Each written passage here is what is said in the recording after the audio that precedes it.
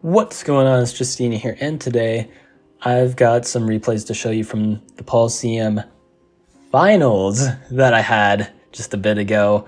I had a really good tournament run. No opponent on round 1. Round 2, had a very easy win, and same deal with round 3. They were pretty unremarkable games, so I'll just kind of put the replays in a pinned comment. I won't bother to show them here because I want to show you guys the finals. That's where things really went down. So starting off with this game already, I'm hosting, so I have a bit of an advantage, and my spawn is pretty good with the 5 fruit. But one very big issue here is this spawn is landlocked, which means if I want to go naval, I shouldn't, because it's going to end really poorly if I do. So let's just get right into things. So level up my capital. Then I find a village right away, and it's got 2 fruits, so pretty nice spawn already. Leveling that city up as well. And I'm not training a warrior turn 2, and you know exactly why. It's because I'm doing that meditation rush. And I know it hasn't done the best, but that's mostly because I'm really bad at the game. But this time it's going to be different, I swear. So I also find a ruins, and my economy is looking pretty decent. I just need a warrior to go up north, and then hunting. Reason why I'm going for that is not only to level up that city, but set up the markets. I get a nice strategy ruins, which will actually come in handy later. You'll see in a bit. And yeah, I get a nice resources, train another warrior. And this is a pretty interesting setup so far. So obviously I'm not going to attack their warrior because I need to get my altar of peace. But look at these bridge spots. It's pretty neato. So that will be important in the future.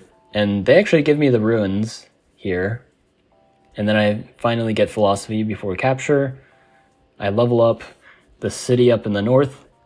Use my altar of peace to level up another city. Get things going. Get a nice border growth to finally get some of those port spots, because those will be helpful later on. They kind of just let that happen. And then look at this. Another port spot. Or sorry, another bridge spot. So I have 3 bridge spots that I can capitalize on here, which is huge. Unless they like capture a city or get a border growth. So I'll need to make sure I get those. But first I get mathematics, get that giant out, and I am planning my market spots at this point. So very intentionally placed. And also I get a city wall up north, and there's a few reasons why I do this. First off, this northern city is my only coastal city, so if they wants to attack me, it has to be through there. So if I wall it, that's going to make things really rough. It's basically like a choke point if you really think about it that way, that it's their only avenue of attack, so defend it really well. And secondly, I have defenders. I got that strategy ruin earlier, and defenders are so good, especially against naval combat, because the best counters to a walled defender are giants and catapults, neither of which exist in naval combat. Bombers and juggernauts just don't do a good enough impression. So this walled defender is going to be pretty much unbreakable for the next, like, who knows how long, like at least 6 or 7 turns before they can even do anything to it. And I'm going to be able to set up some beautiful market spots. I get another nice border growth to get some more port spots. And I can get trade very soon at this rate. Only 4 cities, but that's all I need. I get that trade, chop 2 forests, get an amazing level 8 market, and just like that, this is looking just incredible. And then I place those bridges because I have the stars. And very important that I place them at that turn, because if I had waited even just 1 turn, they got a border growth right after I placed those bridges. But now I'm actually able to invade here across these bridges, which is going to cause some problems, but there's a bit of an issue. We can see here, they have this row of trees, which I'm assuming they didn't by a spiritualism, and this was just pure happenstance. But this wall of trees means I can't break through with knights. And that's going to be a bit of a problem. Now, I do see this juggernaut, and that's why I train the catapults, in case they try and land it or something. I'll be ready to just destroy it. But I'm going to need some sort of plan of attack if they can just easily defend against knights. So I get another border growth to get some more port space, and then I get diplomacy, find their capital, and I get some cloaks going. Then they get this really, really annoying bomber, but it's right in catapult range, so unfortunate for them. I get chivalry kind of as an attempt. Really what this does is, I'm not expecting to break through, but if they mess up, that's great. And the other thing is it just stops them from achieving some certain defensive positions that they would otherwise be able to get away with if I didn't have knights. So it's just kind of there to keep them honest. And it's not all that expensive because I got philosophy earlier. This is the power of philosophy right here, though. Like, look at how many techs I have, and look at how cheap they all are. 4 cities, and the farming price is the same as if I only had 2 cities. And same with the fishing as well. Like, really, really cheap techs. And they are going to matter because when I eventually get even more techs, yeah. I do a little bit of a mess up here. I thought the warrior could reach. It can't because this is an enemy bridge, even though I placed it. So a little bit of an oopsie daisy there.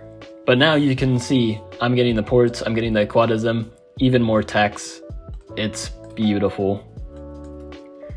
So we're trying to just get on the water a little bit. It's not going to work out right now, but we can get some juggernauts on the water and just place a ton of ports. Because we have a ton of stars per turn and a lot of units, and they can't really stop everything. A quadism makes it really hard for them to actually just take out our units in one go. I get archery to get a nice defense bonus for these cloaks.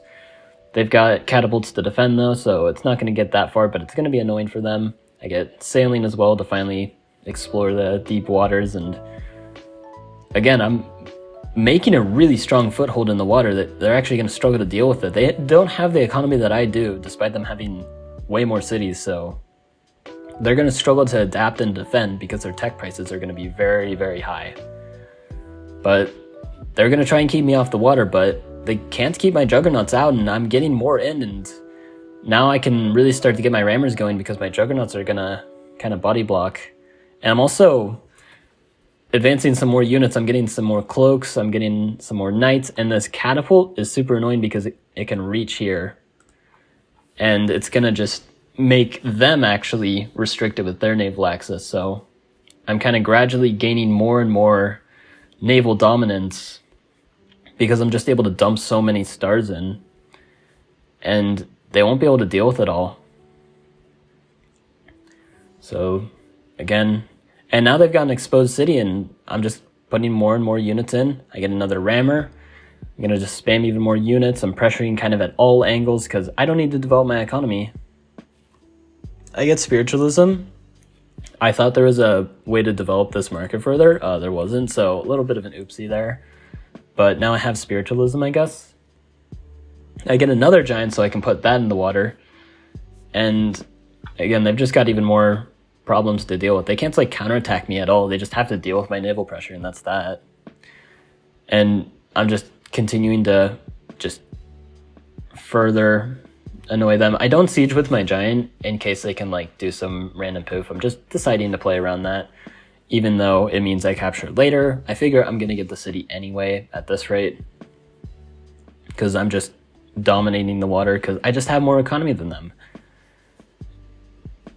Like they're trying their best. They're doing a pretty good job with their micro, but they are getting overwhelmed slowly but surely.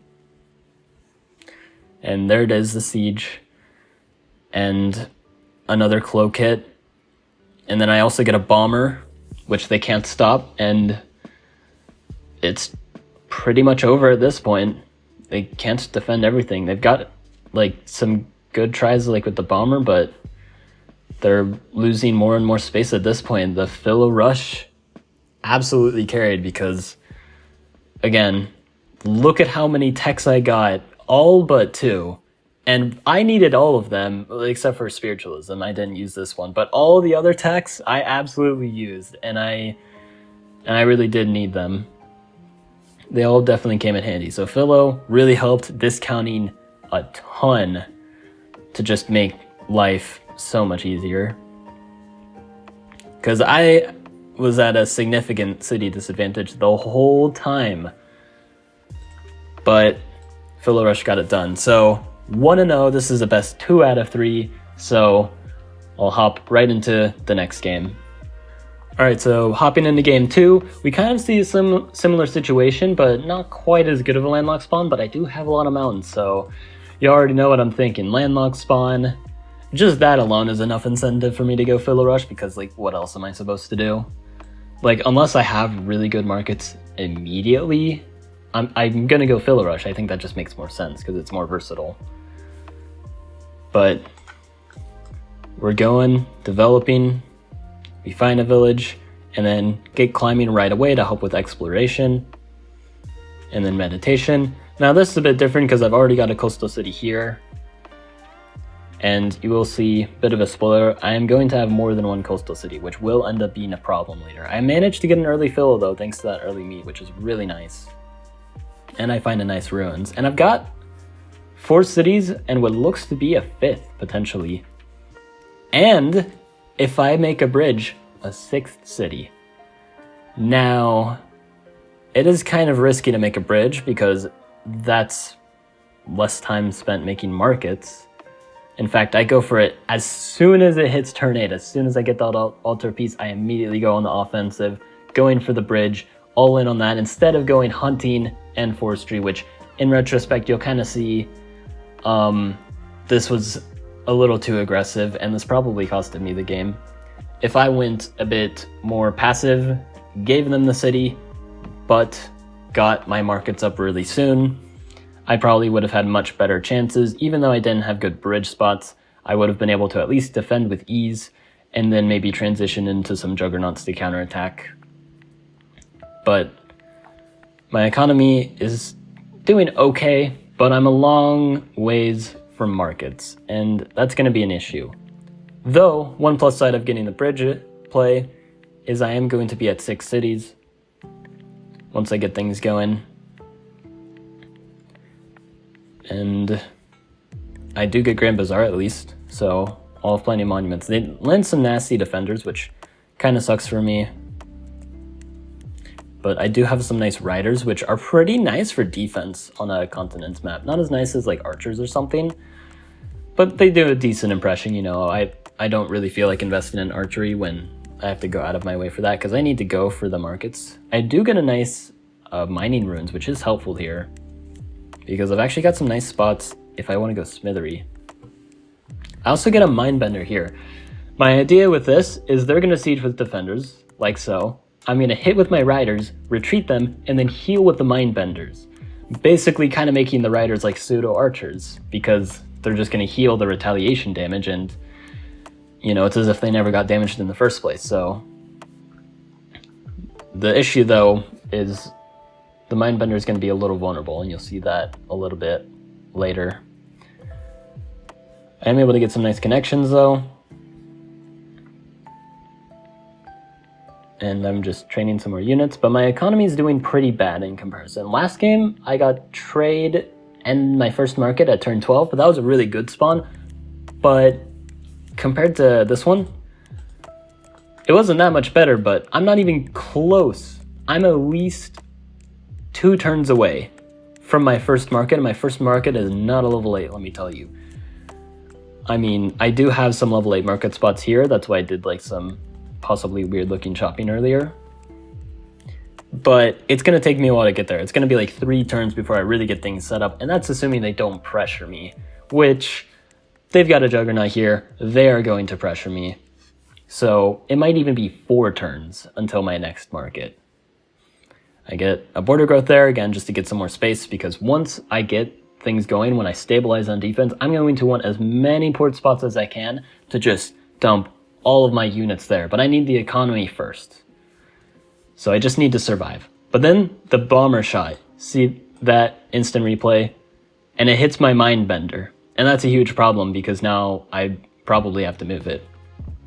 But they send their giants in, and I'm able to get a nice Justeeni, and that is going to alleviate the pressure. But again, the issue here is, because of the aggressive plays earlier, I'm just too slow to develop. If I was a bit more passive and just decided to lay low, I would have been able to get my markets going, and I would have probably been able to unsiege this anyway, likely just via smithery. But even though I am able to defend, I'm kind of struggling a bit economically, while the opponent's just going to be able to lay on the pressure with the bombers and another juggernaut and just put another defender most likely. Yeah, there's the other defender. I'm able to make use of my Mindbender station. Yeah, I'm able to get a nice hit there. And yeah, get some nice heals, but I'm, again, a long ways from markets. And they're going to be able to steal my city back and pressure me quite a bit. And even though I can just barely hold on, again, trying to make use of this Mindbender. If they kill my giant, I just Mindbend it back. And even if they damage it, my Mindbender is just going to help heal it. But even this unit micro to hold on just isn't enough. I do try to get math just to, again, stabilize, because if I can stabilize and get markets, I am good to go, but it's not looking very stable. In fact, they are pressuring at all angles, and it's defendable though. Hang on. Because I can barely unsiege once again, but I would need to get smithery for the unsiege. Although they just keep on damaging my units, then they siege there, and then now they're also looking at my capital, and at this point I just throw in the towel because there's just no way I can defend all this pressure. Again, I don't even have my market set up, and they're just continuing to pressure. They're going to stack up more and more bombers, which is going to make it harder to break through. So at this point, there's really just no way I can win. I played too aggressively trying to take this city, and it costed me the game. But that means it's 1-1, so I still have one more chance to redeem myself for the win. Let's get right into it. Alright, so this last game, you can already see a pretty big difference. I have a coastal spawn. This is not a drill. We're most likely going naval. There's not much of a reason not to. This looks pretty good. In fact, there is a high chance there's a city here because of that shoreline indicating that. So this spawn's already looking just amazing. So unless something terrible happens, I'm pretty much just in it to win it. I rushed that fishing right off the bat. And yeah, I get a nice ruins as well. Make some warriors because I'm going to just make a port. And I even get another coastal city here, but I see them capture this. And this does worry me because they're going to be able to get on the water as well. But I get a sailing ruins, which is just perfect here because I wanted to buy sailing anyway. And now I don't even need to. And I can actually get ramming. And now, for naval, I'm basically set. I plan to not buy a quadism because I'm hoping I don't need it in the first place. If I can just dominate the water with scouts and stop them from getting on it in the first place, what's a defense bonus going to do? I just want to take over the water and just have complete control. I also go for some explorers. The reason why is I was actually expecting it to go back and get the lighthouse to all of my capital. If it didn't go back, that's also great. It reveals the opponent and also gives me stars, which I can then use as stars. Which, yeah, it's also 5 stars. I can use that to connect. Although I would have to do that next turn, but either way I get stars from meeting the opponent and some useful vision. I do meet them here, and I see that they haven't even trained a unit, and they're not looking too good. I'm actually going to be able to pressure them super well. And the reason why I don't take the villages, because I'm worried there's going to be something there. If they have some sort of trap set up and I fall right into it, I cannot reclaim this easily. So I'd rather just play it safe and just get ready to pressure here. Also, same reason why I don't siege is in case there's a trap. It very well could be. I did consider maybe he doesn't even know this village exists, but in this position with 5 cities here and just this nice village here, I would rather play things safe than take some unnecessary risks. If I don't take either of these and I'm none the wiser, I'm still in a great spot either way. So why bother taking a risk that could possibly not pan out. Just like, yeah, get a nice free kill and get another explorer. And this is going to do a few things. First off, it's going to potentially reveal a lighthouse. Second off, it's going to potentially reveal his territory, so then I can actually be sure whether I'm doing something risky or not. I can see what's going on. And also, if I reveal a lighthouse, then I just need to reveal this one and this corner one, which I can get easily, and I can get Eye of God. And if I get Eye of God, I mean, that's a free monument and just a lot of population going towards my capital. And again, this spawn is phenomenal. Like, so far the opponent hasn't been able to do much, and I get that lighthouse. So I'm really close to a giant, which is going to really help with naval dominance as well. And yeah, now you see I go for this because I know, well, they don't really have anything. And I go for the siege just because it's really cheap. It's a low commitment. So I just go for that. And I'm going to be able to make some more rafts, eventually upgrade them. I get another explorer, and yeah, the reason why is I was hoping it would go this way, and it does.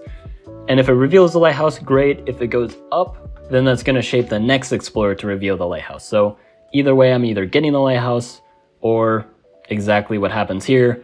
This one's definitely getting the lighthouse. And if this one somehow doesn't, I will like cry violently. And I know it's a lot of explorers, especially compared to like my normal Conti gameplay, but that's kind of the power of having a coastal spawn, is you can just get away with this. Like, in fact, I'm actually guaranteed to get the lighthouse because I also have this city, which when I get the explorer here, it's probably gonna either get the lighthouse or shape it for the other city. So pretty much everything's going perfectly. Like, they're on 2 cities and I am just gonna win the game. Yeah, I actually barely don't get the lighthouse, so I have to use that other explorer, which it costs a lot of economy, but at the end of the day, I have an extra monument, and I managed to get the giant already. And with just 2 cities, the opponent can't really do much here. I'm going to get a nice connection and get a beautiful border growth. And it doesn't really matter what the opponent does here anymore. 2 cities is just not enough to mount any sort of comeback. And also, they didn't rush philosophy. There's no altar of peace. So that was kind of a little bit of a disappointing end. I just got a super good spawn and steamrolled them. But that's how Continents is sometimes. But yeah, I managed to finally win a Colosseum. And that gives me a really good shot at qualifying for the big tournament. So hope you guys enjoyed this one. Like and sub. And have a good one.